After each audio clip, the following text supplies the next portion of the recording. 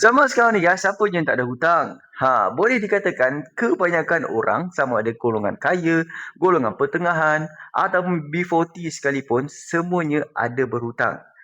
Dan kita sebagai penghutang ni kenalah bertanggungjawab untuk membayar segala hutang-hutang yang dah pun kita buat sebelum ni. Alright? Jadi bila korang berhutang ni, ada beberapa agensi contohnya macam bank, syarikat telekomunikasi, syarikat utility dan lain-lain lagi ada mengupah ataupun mengambil servis daripada agensi luar untuk mengutip hutang daripada pemiutang-pemiutang ni. Okey, sekiranya mereka ni gagal dihubungi, alright? Dan agensi-agensi inilah yang bertanggungjawab akan mengutip hutang daripada korang. Okey? Dan Bank Negara pun sebenarnya dah memberikan autoriti ataupun memberikan kelulusan kepada agensi-agensi luar ni membenarkan mereka untuk mengutip hutang daripada pihak yang tadi ni. Alright? Tetapi mestilah mengikut terma dan juga syarat ataupun etika ketika mengutip hutang. Jadi dalam video kali ni guys, aku nak senaraikan ataupun aku nak bagi tahu apakah hak anda sebagai penghutang sekiranya didatangi ataupun dihubungi oleh syarikat-syarikat ataupun agensi peminta hutang ni.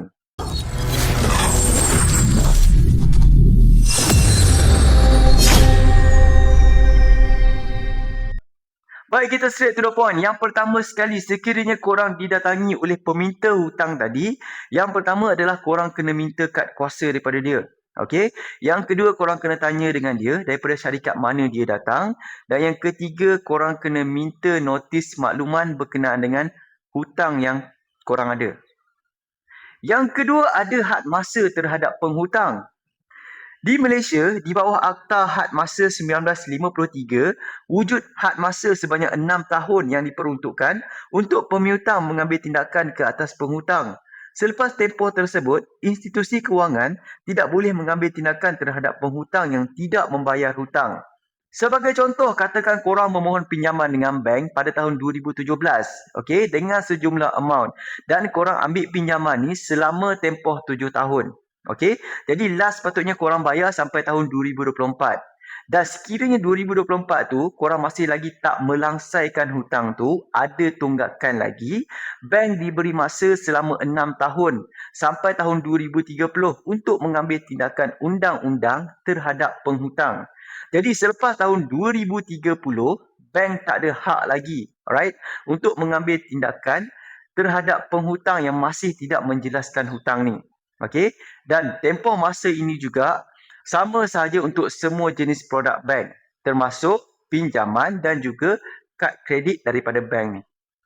Baik, yang ketiga adalah pengutip hutang tidak boleh menggunakan apa-apa kekerasan terhadap penghutang. Mengikut garis panduan pengututan hutang yang dikeluarkan oleh Bank Negara Malaysia, ejen pengutip hutang tidak boleh menggunakan apa-apa jenis kekerasan. Sebagai contoh, tidak boleh untuk mengugut, tidak boleh untuk memukul ataupun tidak boleh untuk menggunakan apa jenis bahasa kesat terhadap pihak penghutang.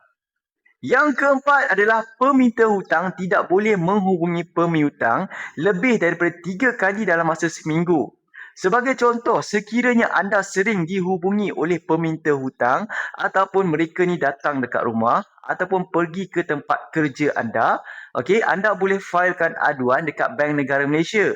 Right? Sebab mereka ni hanya dibenarkan ataupun hanya diberi hak untuk menghubungi anda sebanyak 3 kali sahaja. Tak boleh lebih daripada itu dalam tempoh seminggu. Yang kelima adalah pihak pengutip hutang tidak boleh untuk membuat ancaman kepada penghutang. Okey, pihak pengutip hutang tidak boleh memberikan ancaman ataupun mengambil apa-apa tindakan di luar undang-undang bagi memaksa penghutang ni untuk membayar segala hutang mereka. Okey, ini juga termasuk tidak boleh menceroboh ataupun merosakkan barang-barang daripada penghutang ni. Okey, dan mereka ni juga tidak dibenarkan untuk mengikuti lokasi tempat kerja penghutang ataupun mengintip lokasi dekat mana penghutang ni ada. So, yang keenam, maklumat anda tidak boleh untuk dikongsikan. Akta Perlindungan Data Peribadi 2010 kurungan Akta 709 memainkan peranan penting untuk melindungi hak individu bagi mengelakkan syarikat menjual, berkongsi ataupun menggunakan maklumat anda bagi kepentingan pihak ketiga. Akta ini mengandungi pelbagai garis panduan yang meliputi pengumpulan, penggunaan, pendedahan serta perlindungan maklumat yang diberikan individu untuk tujuan komersial. Dan sekiranya anda dapati maklumat anda telah disalahguna oleh syarikat peminta hutang ni, contohnya macam memalukan anda bagi memaksa anda untuk membayar hutang tersebut dengan mendedahkan segala maklumat, identiti, gambar dan sebagainya kepada kawan-kawan anda yang lain, sebenarnya mereka ni telah melanggar peraturan di bawah akta ini dan anda boleh untuk mengambil tindakan undang-undang terhadap syarikat mereka ni. Jadi macam mana nak buat aduan ni? Okey, korang boleh filekan korang punya aduan ni dekat mana bank yang korang buat pinjaman sebelum ni. Okey, dan bagi tahu yang mana peminta hutang ni telah pun melanggar etika-etika yang dah pun aku bagi tahu pada awal tadi ni. Alright? So, sekiranya korang tak berpuas hati dengan cara bank tersebut menangani masalah ataupun aduan korang ni, alright, langkah seterusnya adalah korang boleh bawa korang punya aduan ni ataupun korang boleh filekan korang punya aduan ni kepada Bank Negara Malaysia. Alright, info aku letakkan dekat sini.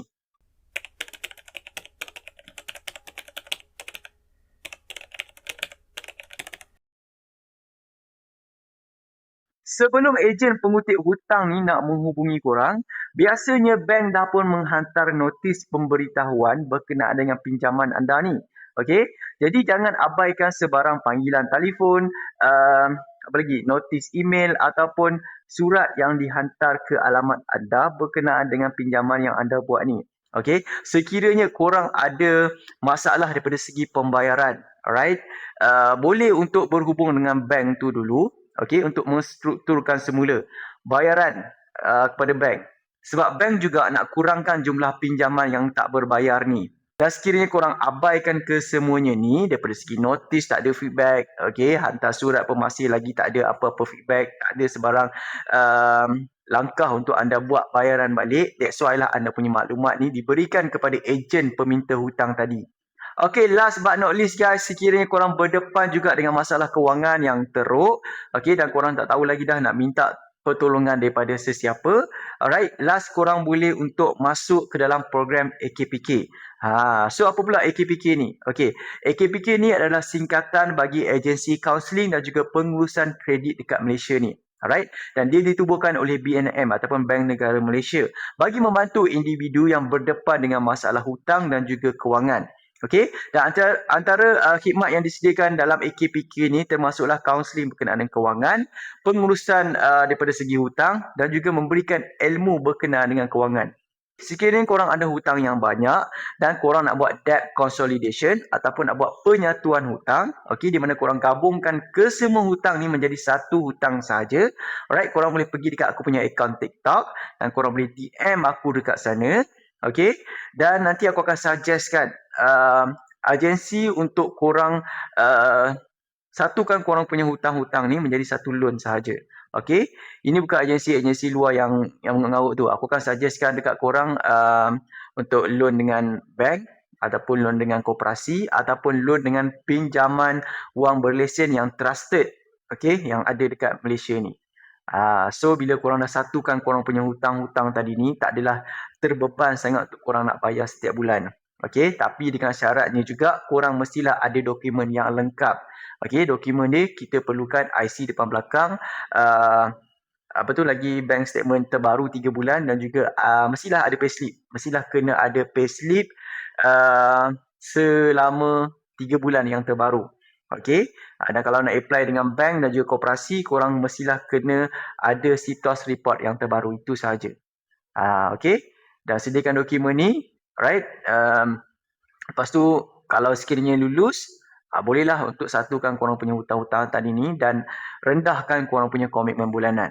Okey, jadi aku rasa tu juga video yang aku nak kongsikan kali ni, alright, berkenaan dengan langkah-langkah yang korang boleh ambil ataupun hak-hak yang korang boleh yang korang tahu, yang perlu tahu, okey, sebagai penghutang ni, sekiranya korang berdepan dengan ejen-ejen peminta hutang. Harapkan info ni bermanfaat dan sampai kepada korang. Dan sekiranya korang yang mana yang belum lagi subscribe tu, jangan lupa guys tekan subscribe dan tekan like dekat bawah ni. Jumpa lagi guys. Aku Fit Firdaus. Assalamualaikum.